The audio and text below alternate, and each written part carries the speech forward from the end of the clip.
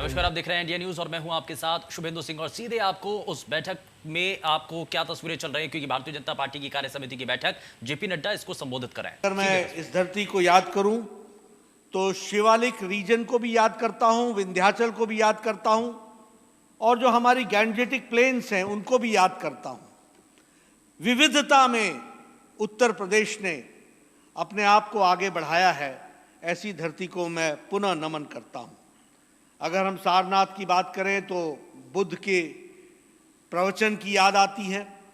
अगर हम बात करें काशी की, अगर हम बात करें अयोध्या की, मथुरा की, तो ये सभी हमारी सांस्कृतिक और हमारी आध्यात्मिक नगरियां रही हैं। इन सब को मैं नमन करता हूं।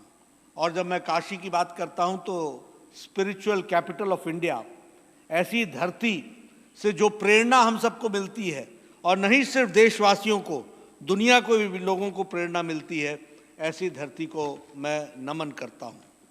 मित्रों, अगर मैं राजनीतिक दृष्टि से बात करूं तो मुझे खुशी होती है कि आज राजनीतिक दृष्टि से उत्तर प्रदेश एक विकास के साथ आगे बढ़ने के लिए तत्पर है और एक मोमेंटम के साथ आगे बढ़ रहा है। यह परिस्थिति हम सबको मालूम है कि इस कारण से भी आई है कि जहां हमारे यशस्वी प्रधानमंत्री काशी से जो उद्गम स्थान राजनीति का बना है, उसने नहीं सिर्फ उत्तर प्रदेश बल्कि देश की राजनीति को परिवर्तित किया है। वह भी धरती है तो उत्तर प्रदेश की धरती है। और हमारे योगी आदित्यनाथ जी, मुख्यमंत्री जी, जिस तरीके से पूरी ताकत के साथ विकास के काम में जुटे हैं, वह उत्तर प्रदेश को नई दृष्टि, नई दिशा देते हुए आगे अग्रसर बढ़ रहा है। यह हम सब लोग जानते हैं। मित्रों, मैं कई बार कहता हूं, राजनीति को अगर समझना हो तो नुकसान क्या हुआ था जब तक वह पता ना हो और याद ना हो तो फायदे का पता नहीं चलता। अगर याद ना हो कि अंधकार क्या होता है तो उजाले की कीमत नहीं होती। आप याद कीजिए, यही उत्तर प्रदेश था। आज से कुछ साल पहले यह तुष्टीकरण की राजनीति से ग्रसित था। यह तुष्टीकरण की राजनीति के जाल में जकड़ा हुआ था। यही उत्तर प्रदेश, अगर हम याद करेंगे तो जातीय आधार पर सत्ता को लेकर और सत्ता का दुरुपयोग करके किसी समाज के वर्ग को साथ देना और किसी समाज के वर्ग को प्रताड़ित करना, यह उत्तर प्रदेश का ऑर्डर ऑफ द डे हो चुका था। विकास नाम की चीज नहीं थी। जातिवाद, भाई भतीजावाद, भ्रष्टाचार, अनाचार, इसका अड्डा बना था तो उत्तर प्रदेश था। और आज जब हम बात करते हैं तो हम ये गौरव के साथ कह सकते हैं कि Uttar Pradesh in the last 4 years has become a state. पिछले 4 साल में ये एक ऐसा प्रदेश बन गया है जो one of the leading states of the country बन करके खड़ा हुआ है। इस बात को हमको समझना चाहिए और इसलिए इन सारी चीजों को ध्यान में रखते हुए हम सब लोगों को राजनीतिक दृष्टि से आगे भी अपने काम को बढ़ाना चाहिए। मैं उत्तर प्रदेश की इकाई को, उत्तर प्रदेश की सरकार को और हमारी भारतीय जनता पार्टी के कोटि कोटि कार्यकर्ताओं को बधाई देना चाहता हूं, जिन्होंने जिला परिषद के चुनाव में और ब्लॉक प्रमुखों के चुनाव में बहुत अहम भूमिका अदा की है और सफलता दिलाई है। मुझे खुशी है कि 75 जिला परिषद की सीटों में 67 सीट्स भारतीय जनता पार्टी की झोली में गई है। उसी तरीके से अगर हम पंचायत, जिला परिषद के साथ साथ हम ब्लॉक प्रमुखों की सीट्स की बात करें तो 825 सीटों में 648 सीटें भारतीय जनता पार्टी की झोली में गई हैं। और अगर मैं उसको क्षेत्रवार बताऊं तो हमारा पश्चिम क्षेत्र में 85 सीटें हमने जीती, ब्रज क्षेत्र में हमने 112 सीटें जीती, कानपुर क्षेत्र में हमने 90 सीटें जीती, अवध क्षेत्र में हमने 136 सीटें जीती हैं और गोरखपुर में, काशी में 109 और गोरखपुर में 147 सीटें जीती हैं। मैं अपनी ओर से, अपने साथियों की ओर से और भारतीय जनता पार्टी के कोटि कोटि कार्यकर्ताओं की तरफ से उत्तर प्रदेश के नेताओं को और कार्यकर्ताओं को बधाई देना चाहता हूं कि उन्होंने ये सफलता दिलाई है। और जिसे हम कहते हैं लोकल सेल्फ गवर्नमेंट, उसमें अपने आप का स्थान स्थापित करके एक नए तरीके से विकास में अपना योगदान किया है। इसके लिए मैं आप सबको बधाई देना चाहता हूं। और यह भी बताना चाहता हूं कि सिरे से सपा हो बसपा हो, इनको उत्तर प्रदेश की जनता ने नकार दिया है। इनको घर बैठने का संदेश दिया है और हमें काम करने का संदेश दिया है। मैं इसके लिए बधाई भी देता हूं और साथ ही उत्तर प्रदेश के कार्यकर्ताओं को यह भी बताना चाहता हूं कि आप लोगों के ऊपर जो जिम्मेवारी आई है, उस जिम्मेवारी को आप पूरी ताकत के साथ निभाएंगे, यह आशा रखते हुए आपको पुनः मैं बधाई देता हूं। मित्रों, कोरोना की चर्चा पिछले एक साल में जितनी हुई है दुनिया में, उतनी कहीं भी और कभी भी नहीं हुई थी। हमें नहीं मालूम था कि यह बीमारी कैसे आएगी, हमें नहीं मालूम था कि इस बीमारी से कैसे लड़ा जाएगा, हमें नहीं मालूम था कि इसके असर क्या होंगे और इसके प्रभाव और दुष्प्रभाव क्या होंगे। लेकिन एक पूर्व स्वास्थ्य मंत्री के रूप में, जिसने प्लेग देखा हो, जिसने इबोला देखा हो, जिसने जीका वायरस देखा हो, जिसने निपा देखा हो, उसके सामने जब स्वास्थ्य के दृष्टि से कोरोना की चर्चा होती है तो जहां दिल भी कांपता है, वहीं प्रधानमंत्री, यशस्वी प्रधानमंत्री नरेंद्र मोदी जी की रणनीति ने इस कोरोना को और 130 करोड़ के देश को बचाया है। इस बात को भी हमको समझने की जरूरत है। और मैं कहने के लिए नहीं कह रहा हूं मित्रों, मैं तथ्य के आधार पर इन बातों को कहना चाहता हूं। आप देखिए क्या जनसंख्या है ब्रिटेन की, आप देखिए क्या जनसंख्या है अमेरिका की, आप देखिए यूरोप की क्या जनसंख्या है। और ये सब शक्तिशाली देश थे, हमारे से स्वास्थ्य के मामले में कहीं कहीं ज्यादा स्वास्थ्य की सुविधाओं से लैस थे। लेकिन इन लोगों ने भी कोरोना की पहली लहर में अपने आप को असहाय पाया। और मैं कई बार बोलता हूं, मीडिया में हर एक तरीके से आंकड़े रखे जाते हैं, स्वास्थ्य के आंकड़े पर मिलियन रखे जाते हैं, इस बात को ध्यान में रखना चाहिए। और जब मैं इस बात को कहता हूं तो अमेरिका की जनसंख्या जहां 32 करोड़ पर सीमित होती है, तो भारत की जनसंख्या 130 करोड़ की बनती है, इस बात को समझना चाहिए। जहां छोटे देश स्पेन, इटली, जर्मनी, इन्होंने अपने आप को लाचार पाया, वहां भारत को समय पर लॉकडाउन लगा करके प्रधानमंत्री मोदी जी ने इस देश को कोरोना से लड़ने के लिए तैयार किया। इस बात को भी हमको समझना चाहिए। और मैं चाहता हूं कि राजनीतिक कार्यकर्ता की दृष्टि से ये सारी बातें हम सबको बतानी चाहिए। जब कोरोना आया था तो हमारे पास एक टेस्टिंग लेबोरेटरी थी, और वो भी national institute of virology Pune में हुआ करती थी। आज हमारे पास लगभग 2500 टेस्टिंग लेबोरेटरीज मौजूद हैं। उस समय हम कोरोना की 1500 टेस्टिंग कर पाते थे, 1500। आज हम प्रतिदिन 25 लाख टेस्टिंग कैपेसिटी भारत की बनी है, इस बात को समझना चाहिए। और ये मैं आंकड़े इसलिए बता रहा हूं कि कहां 1500 और कहां 25 लाख प्रतिदिन के हिसाब से हमारी टेस्टिंग कैपेसिटी बढ़ी है। आज हमारी आइसोलेशन बेड 14 लाख हो गए हैं। आज हमारी आईसीयू बेड्स लगभग 90,000 हो गए। इन बातों को हमको समझना चाहिए। और जब मैं उत्तर प्रदेश की बात करता हूं तो मुझे खुशी होती है कि आप लोगों ने, योगी जी ने test treat strategy, test trace and treat strategy, यानी पहले टेस्ट करो, फिर ट्रेस करो और ट्रेस करके उनको ट्रीट करो, इस स्ट्रैटेजी को अडॉप्ट करते हुए आज हम कह सकते हैं कि आपने 5,70 लाख सैंपल्स की टेस्टिंग की है, जो अपने आप में रिकॉर्ड है। इस बात को समझना चाहिए, यह उत्तर प्रदेश ने किया है। अगर मैं टेस्टिंग कैपेसिटी पर डे की बात करूं तो 1,50,000 यानी 1.5 लाख टेस्टिंग आप प्रतिदिन कर रहे हैं एक स्टेट में। इस बात को हमको समझना चाहिए। लगभग 1260 टेस्टिंग आपने सेंटर्स बनाए हैं। उत्तर प्रदेश ने बहुत ही अच्छा काम किया है, उसके लिए भी मैं बधाई देना चाहता हूं।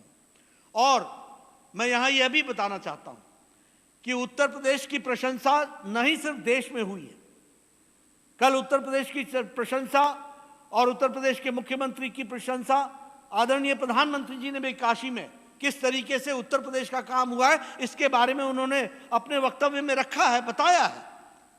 लेकिन मैं तो ये भी कहूंगा कि जब उत्तर प्रदेश की प्रशंसा की बारी आती है तो हमारे ऑस्ट्रेलिया के क्रैग किली जो सांसद हैं वह भी उत्तर प्रदेश की प्रशंसा करने में पीछे नहीं रहते और वह भी उत्तर प्रदेश के मुख्यमंत्री योगी जी की प्रशंसा करते हैं। क्या कहते हैं? The Indian state of Uttar Pradesh, any chance they could loan us their chief minister Yogi Adityanath to release the ivermectin sort of mess our hopelessly incompetent state premiers have created। यानी अपने देश के प्रधानों को एक तरीके से प्रताड़ित करते हुए ये कहते हैं कि अगर उत्तर प्रदेश का मुख्यमंत्री हमें मिलता और वो इस बात को संभाल पाता तो बहुत ही अच्छा होता। ये बात उन्होंने कही है। यह क्या बताता है?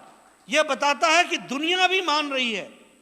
और मैं मित्रों हमेशा एक बात कहता हूं, भारत देश को कभी भी किसी देश के साथ कंपेयर मत करो। मैं जब इंटरनेशनल फोरम्स में जाता था तो मैं कहता था don't compare India with any country. कौन से कंट्री के क्या कंट्रीज हैं? किसी की जनसंख्या 15 लाख, किसी की जनसंख्या 20 लाख, किसी की जनसंख्या 1 करोड़, किसी की जनसंख्या 2 करोड़, किसी की जनसंख्या 3 करोड़।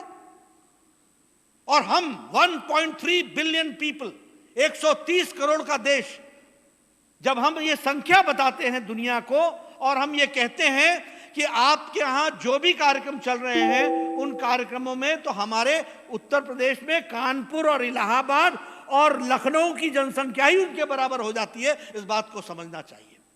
इसलिए मित्रों हमारी व्यवस्था, हमारे तौर तरीके, हमारे काम करने के तरीके, और ये दुनिया को बताना चाहिए, उत्तर प्रदेश की जनता को भी बताना चाहिए कि जब हम कोई कार्यक्रम अपने हाथ में लेते हैं तो वह कार्यक्रम किस प्रकार के होते हैं, उसको हमको समझना चाहिए। अब आप ऑक्सीजन की बात लीजिए।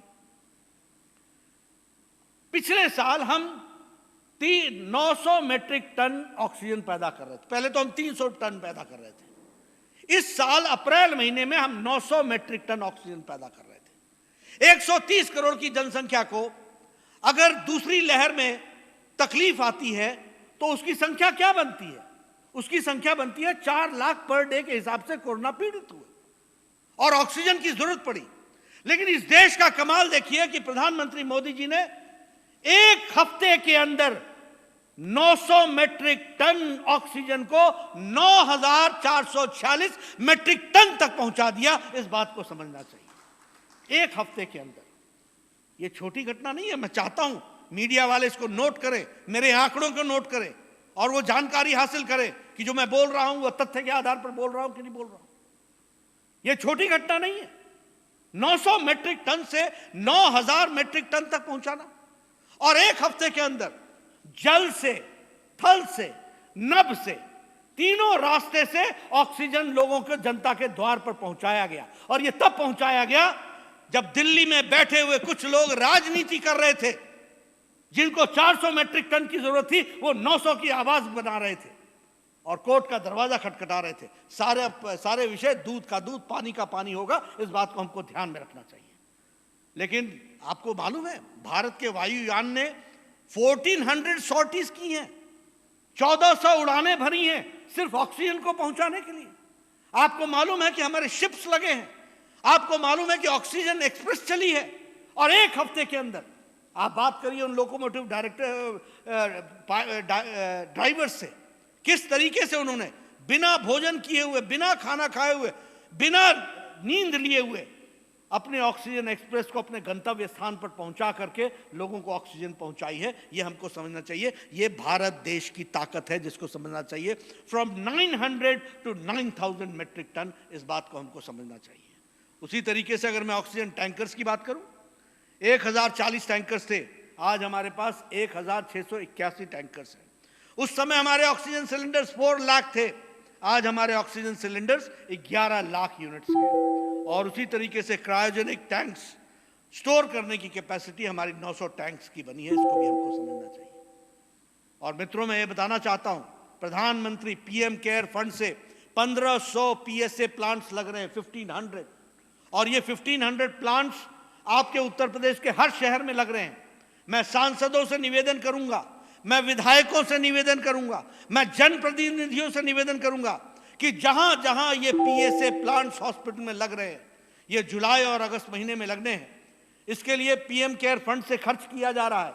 आप में से कोई भी राजनीतिक कार्यकर्ता बिना इन स्थानों पर गए हुए, अपनी जिम्मेवारी को बिना निभाए हुए वो नहीं रहेंगे, वो उसको पूरा करेंगे और अपनी नजरों में पीएसए प्लांट, ऑक्सीजन का प्लांट आपके हॉस्पिटल में ठीक ढंग से लगे, इसकी चिंता करेगा तो भारतीय जनता पार्टी का कार्यकर्ता करेगा। ये मैं आपसे निवेदन करना चाहता हूं। मित्रों, अगर मैं उत्तर प्रदेश में बात करूं तो आपके यहां 416 प्लांट्स लगने हैं। 300 प्लांट्स पर काम चल रहा है। मैं फिर निवेदन करूंगा अपने सभी कार्यकर्ताओं से, सांसदों से, विधायकों से, अपने हॉस्पिटल में जाकर के ये पीएसए जो 300 लग रहे हैं, 416 लगने हैं, 300 लग रहे हैं, इसको हमको देखना पड़ेगा और इसको हमको ध्यान में रखना पड़ेगा। केंद्र सरकार ने आपको विपत्ति काल में 1000 मेट्रिक टन उस समय पहुंचाया है। आज आपको पहुंचाने की जरूरत नहीं है, आज आप सेल्फ सफिशिएंट हो रहे हैं, लेकिन इसको हमको आगे बढ़ाना पड़ेगा और उसको हमको पूरा करना पड़ेगा। 75 डिस्ट्रिक्ट्स में 81 प्लांट्स लग रहे हैं, तो इसको भी हमको ध्यान में रखना है। जो भी काम चल पड़ा है एकदम कंप्लीट होने के कागार पर खड़ा है, इसलिए मैं चाहूंगा कि हम सब लोग उन जगहों को विजिट भी करें, सीएमओ से मिले, मेडिकल सुपरिटेंडेंट से मिले। कोई तकलीफ, कोई दिक्कत, कोई पीएसए प्लांट में लगने में हो रही है तो अपने राजनीतिक ताकत का उपयोग करते हुए, सदुपयोग करते हुए वह काम को पूरा करने में अपना काम अदा करेंगे तो अच्छा रहेगा। मित्रों, अब वैक्सीनेशन की बात पर आ जाए। मैं कई बार, देखिए, मैं पूर्व स्वास्थ्य मंत्री, मुझे मालूम है, इतिहास के पन्नों को हम अच्छी तरीके से जानते हैं। ट्यूबरक्लोसिस की दवा जब सारी दुनिया में पहुंच गई तब भारत में आई थी। चिकन पॉक्स, स्मॉल पॉक्स जब सारी दुनिया से समाप्त हो गया था तो भारत में आया था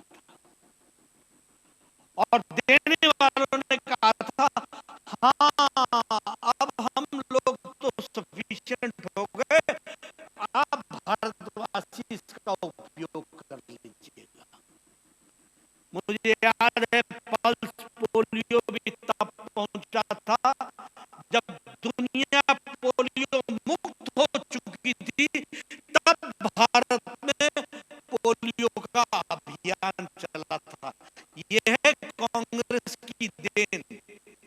और वो भी पल्स पोलियो का अभियान तब चला जब स्वास्थ्य मंत्री हर्षवर्धन दिल्ली के स्वास्थ्य मंत्री बने, तो दिल्ली में वो कार्यक्रम चला था जो बाद में दुनिया का कार्यक्रम बना। ये है ऐतिहासिक सच्चाई।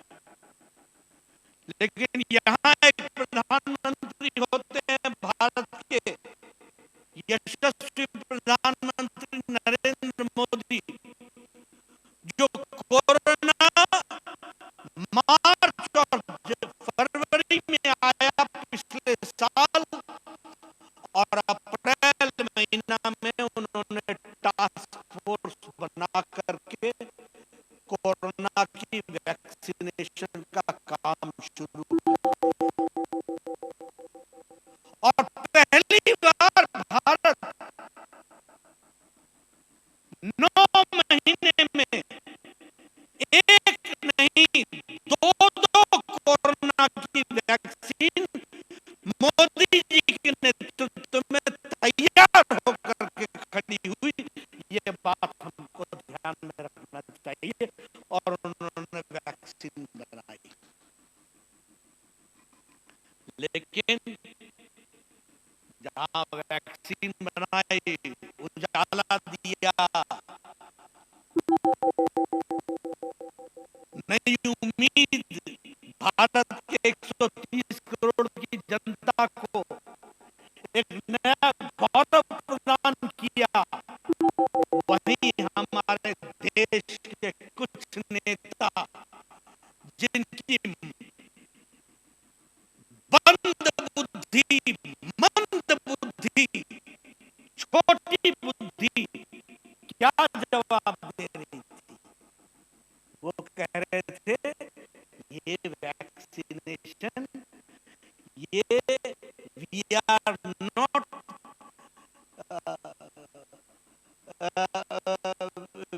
we should not be treated as something like rats.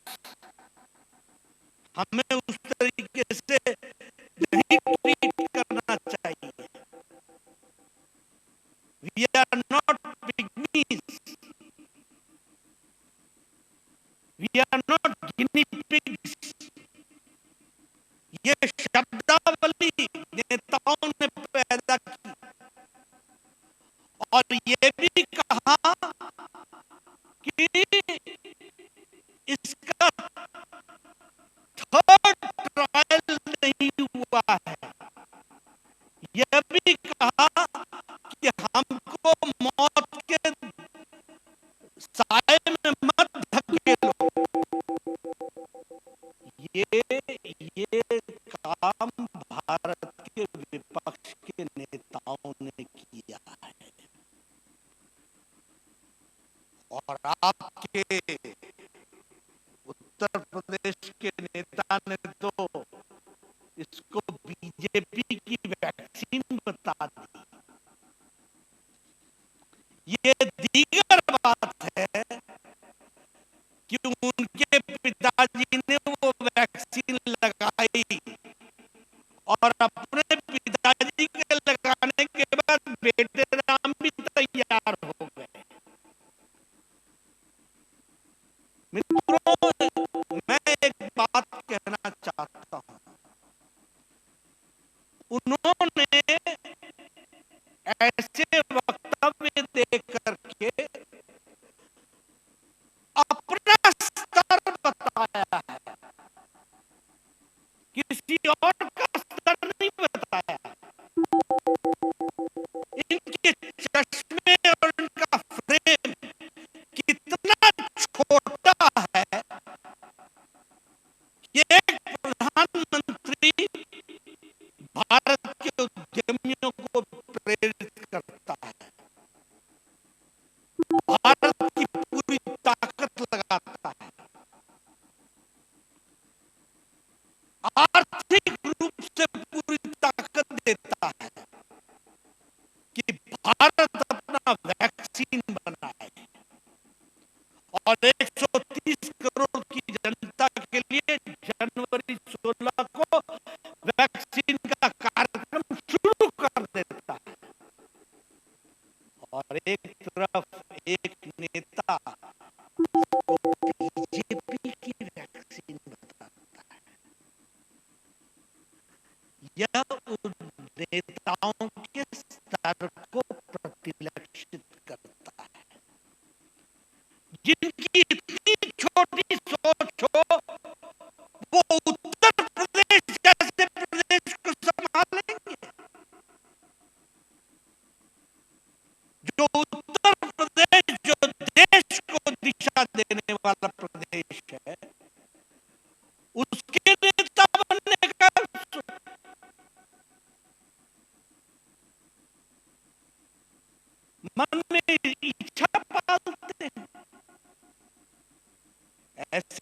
लोगों को मुंह तोड़ जवाब उत्तर प्रदेश की जनता ने दिया है, आगे भी देगी। इस बात को हमको बताना चाहता हूं। मित्रों, वैक्सीनेशन का जहां तक सवाल है, आज हम 6 से 7 करोड़ वैक्सीनेशन बना रहे हैं। सितंबर महीने तक हम 40 करोड़ के आसपास वैक्सीनेशन बना लेंगे और दिसंबर महीने तक हमारे सारे वैक्सीन मिला करके हम 135 करोड़ वैक्सीन तक हम पहुंच जाएंगे। और मैं इसका रोड मैप भी आपको बता देता हूं। कोविशील्ड दिसंबर महीने तक 50 करोड़ वैक्सीन बना लेगी। कोवैक्सीन 40 करोड़ वैक्सीन बना लेगी। Corbevax Associate sponsor, Dr. Ortho Ayurvedic Oil and Capsule.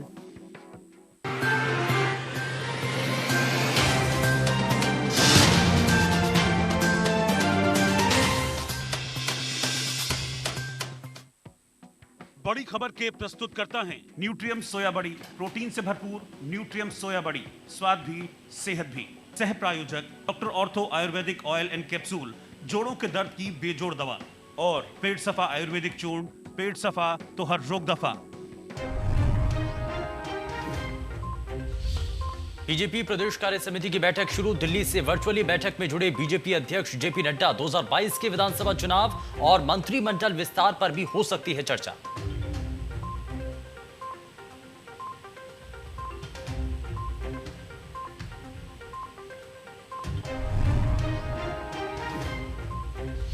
थोड़ी देर में लखनऊ पहुंचेंगे प्रियंका गांधी। मिशन 2022 की रणनीति पर कार्यकर्ताओं के साथ करेंगे मंथन। किसान संगठनों से भी कर सकती है मुलाकात।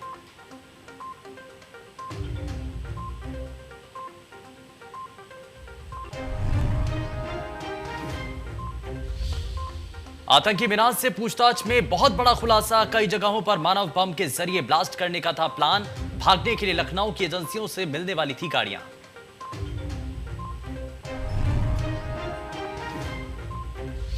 टेस्टिंग और वैक्सीनेशन में रिकॉर्ड तोड़ रहा यूपी। 4 करोड़ से ज्यादा डोज लगाने वाला पहला राज्य बनेगा यूपी।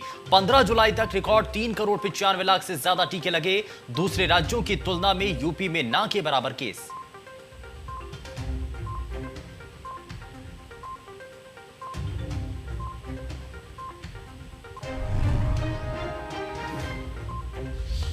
यूपी में कांवड़ यात्रा की इजाजत का मामला। सुप्रीम कोर्ट के स्वतः संज्ञान पर सुनवाई आज। सुप्रीम कोर्ट ने केंद्र, यूपी, उत्तराखंड सरकार को जारी किया था नोटिस।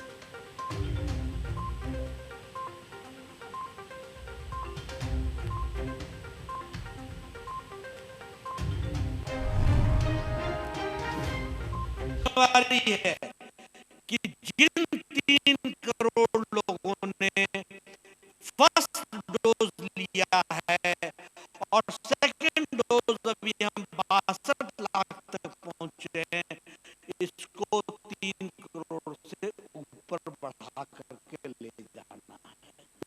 इसलिए उनको भी वैक्सीनेशन कराना है।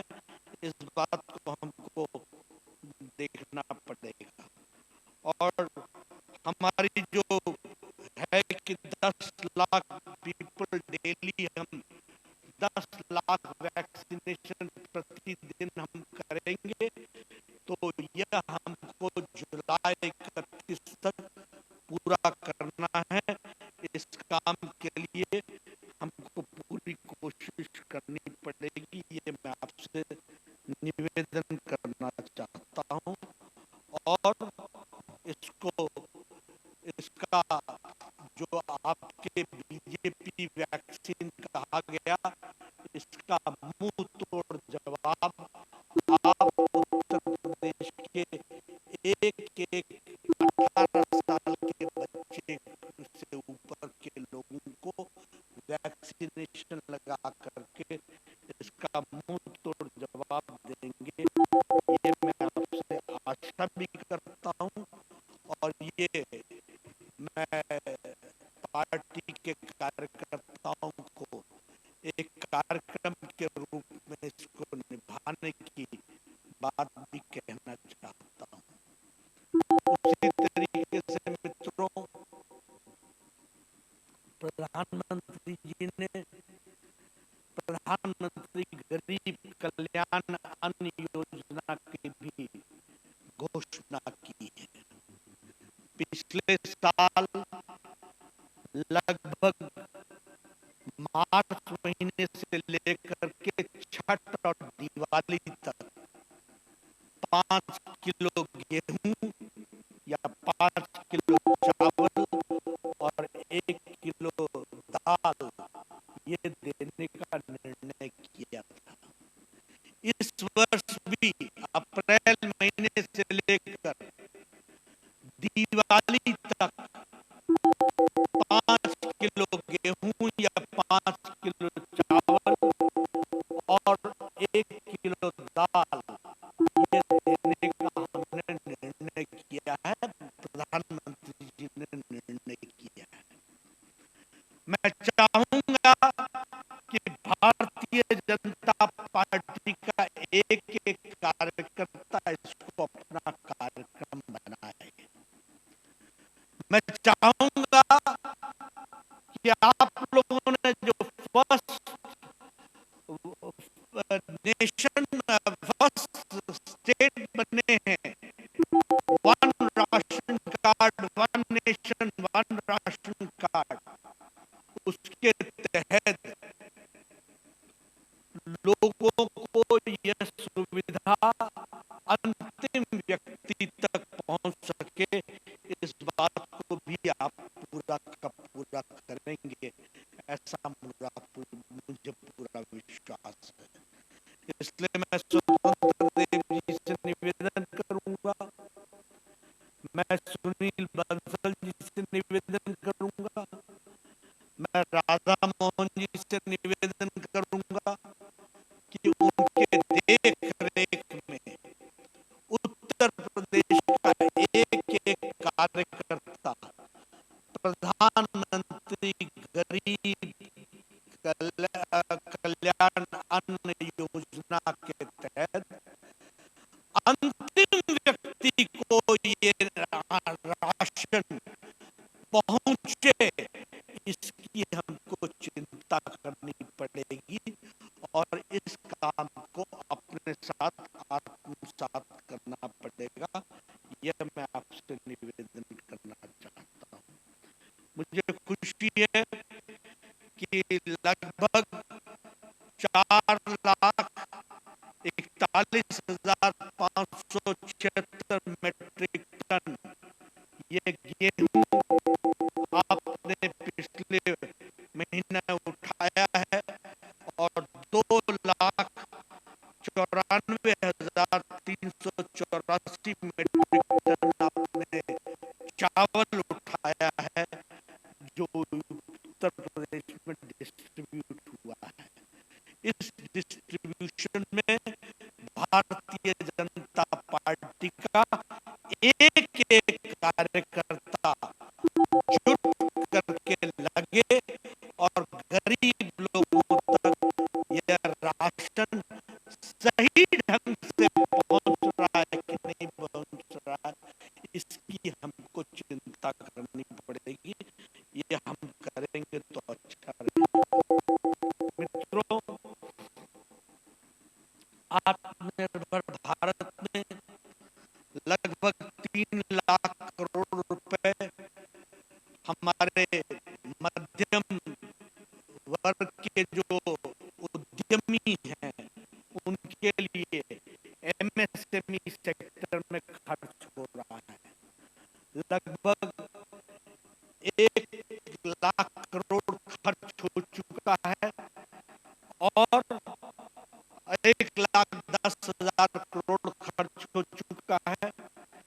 हम चाहेंगे कि हमारे लोग इसमें अपने आप को शामिल करें और जो उद्यमी सेक्टर है, मैं यहाँ भी निवेदन करूंगा स्वतंत्र सुखदेव जी से कि हर छोटे बड़े शहर में जो ये उद्यमी हैं, एमएसएमई सेक्टर के लोग हैं, इनको बुलाएं, इनकी बैठक करें, इनसे पूछें कि मोदी जी के द्वारा भेजा गया 3 लाख करोड़ रुपए यह तुम्हारे तक पहुंच रहा है कि नहीं पहुंच रहा है, तुम इसका उपयोग कर रहे हो कि नहीं कर रहे हो।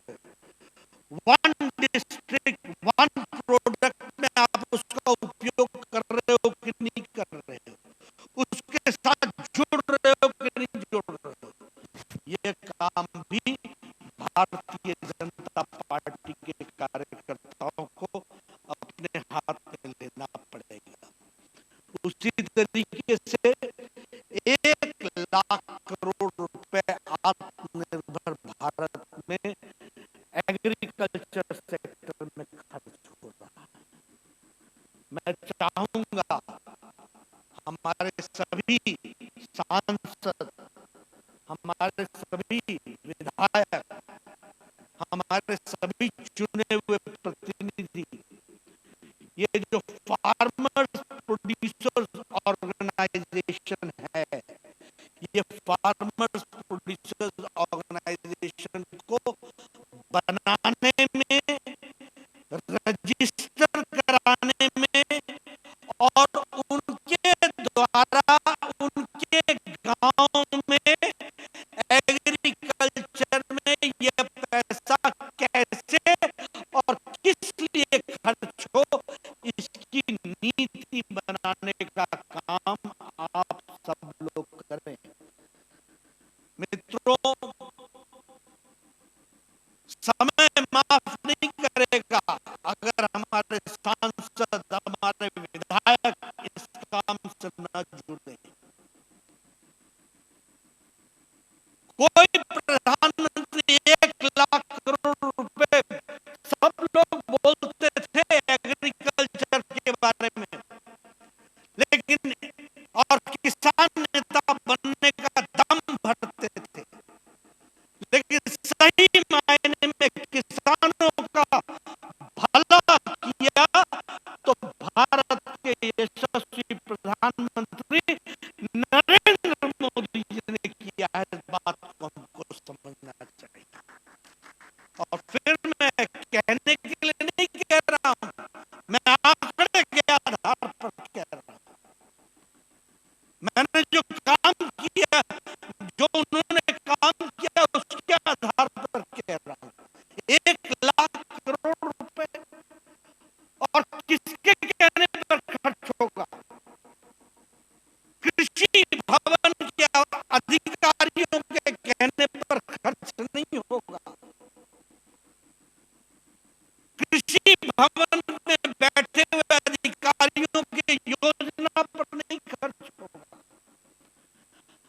आप सांसदों और विधायकों को फार्मर्स प्रोड्यूसर्स ऑर्गेनाइजेशन में जिस मंडी पर आप खर्च करना चाहोगे, जिस विषय पर आप खर्च करना चाहोगे, जिस कोल्ड स्टोरेज पर आप खर्च करना चाहोगे, जिस स्टोरेज पर आप खर्च करना चाहोगे, वह खर्च करने की इजाजत आपको प्रधानमंत्री मोदी जी देंगे।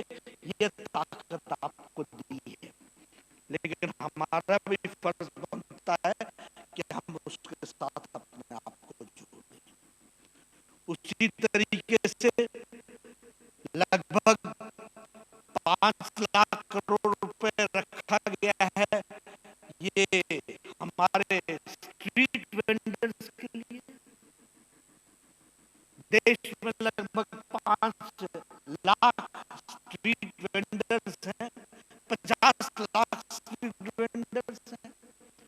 उनको 10-10 हजार रुपए देना है। हम सब लोगों की ये जिम्मेवारी बनती है कि हम सारे जो भी रेडी वाला, फेड़ी वाला, ठेला वाला, इन सब लोगों को संपर्क करें, उनको बताएं कि प्रधानमंत्री मोदी जी ने तुम्हारे व्यवसाय के लिए 10,000 रुपए की व्यवस्था की है।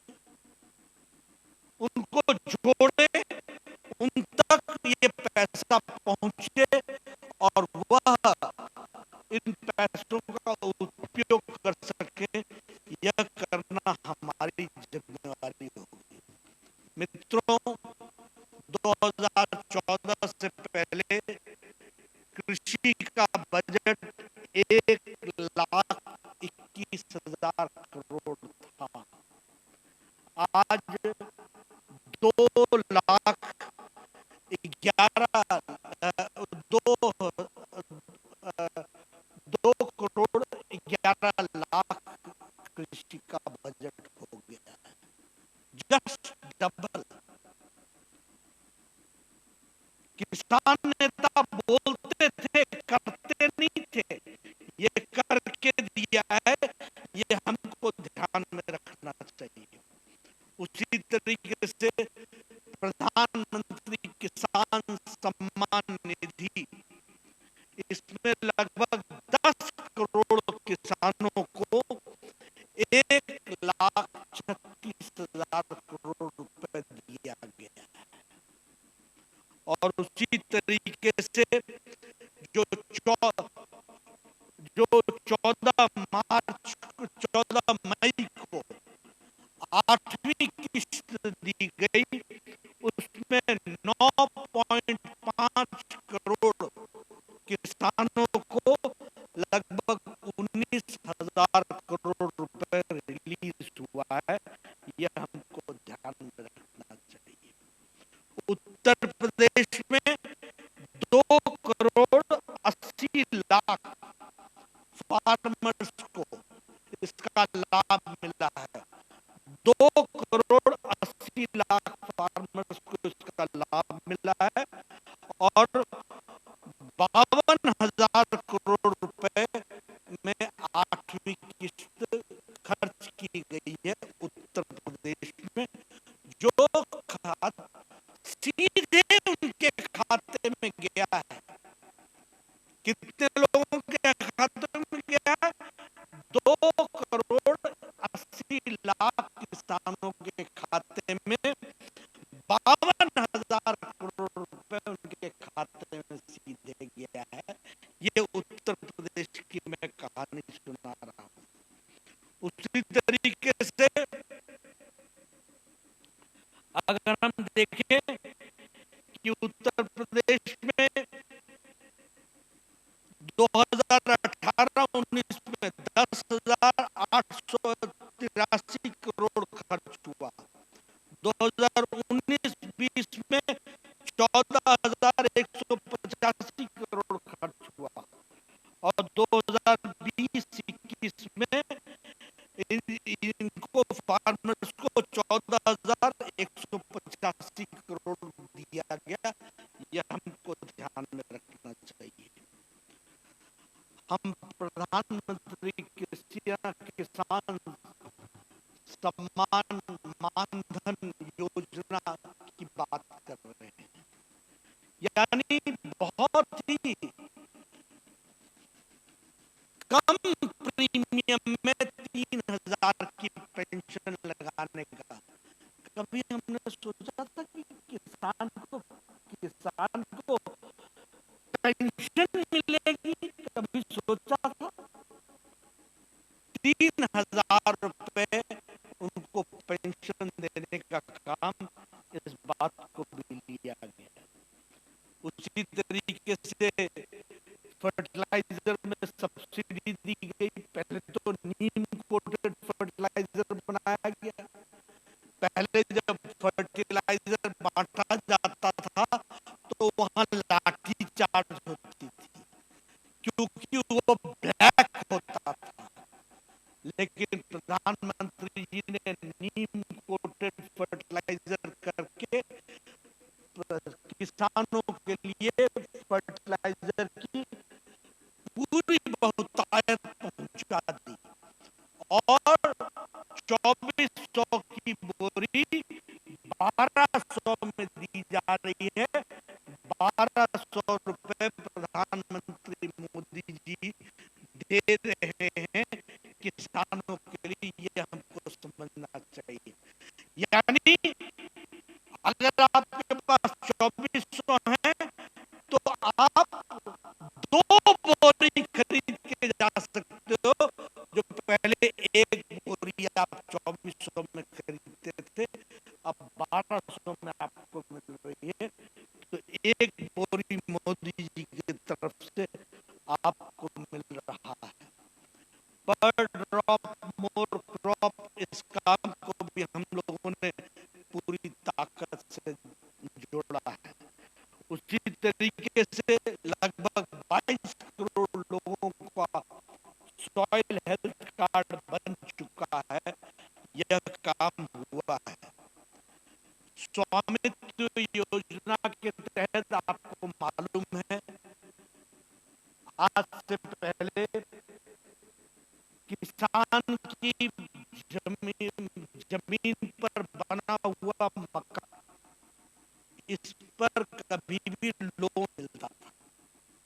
ये प्रॉपर्टी राइट्स में नहीं आता था, इसकी प्रॉपर्टी नहीं मिलती थी, और इससे आपकी आमदनी के बारे में आपको आपकी योजना नहीं चलती थी।